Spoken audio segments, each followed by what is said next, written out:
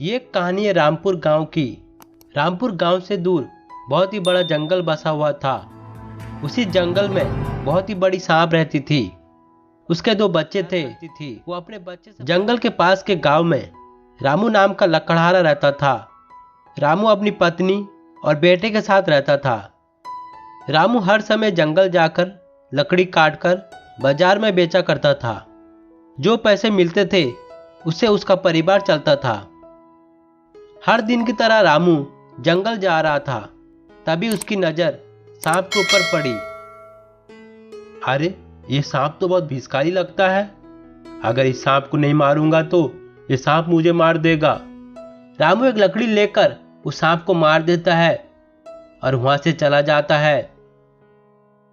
इधर सांप अपने बच्चे का इंतजार कर रही थी, तभी उसका एक बेटा आता है। तुम अकेले आए हो? तुम्हारा भैया किधर है? मैंने भैया को देखा नहीं है। तुम नहीं देखे हो तो फिर गया किधर? अब तक आ जाना चाहिए था।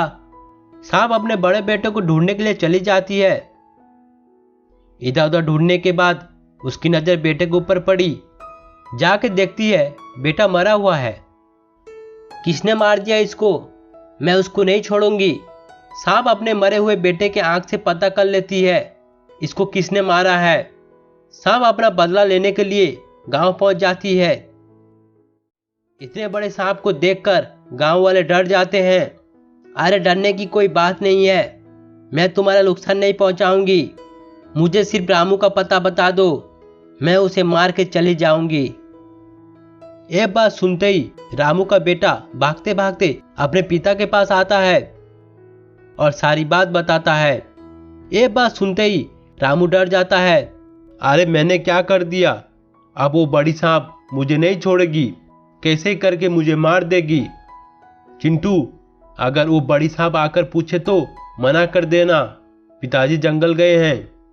रामू ये कहते हुए घर में छुप जाता है। सांप गांव गांव पूछते पूछते रामू के घर को आती है। अरे बेटा, तुमने रामू को देखा है क्या? हाँ, वो तो जंगल चले गए हैं लकड़ी काटने के लिए। ये बात सुनते ही सांप जंगल जाता है। इधर उधर ढूंढने के बाद उसे रामू नहीं मिला। लड़का मुझसे झूठ बोला है। लगता है रामू उसके घर में छुप के बैठा होगा। अगले दिन सांप रामू के घर को जाता है। ये लड़का, रामू किधर है बताओ, नहीं तो मैं तुम्हें मार दूंगा। चिंटू सांप के डर से रामू का पता बता देता है।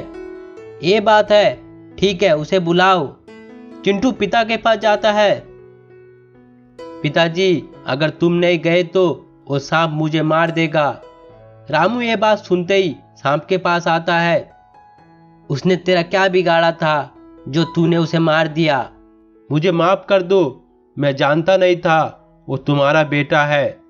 तुझे क्या लगता है माफी मांगने से मैं तुझे माफ कर दूंगी? ऐसा हो नहीं सकता, तेरी सजा तुझे मिलेगी। सांप रामू को मार देती है।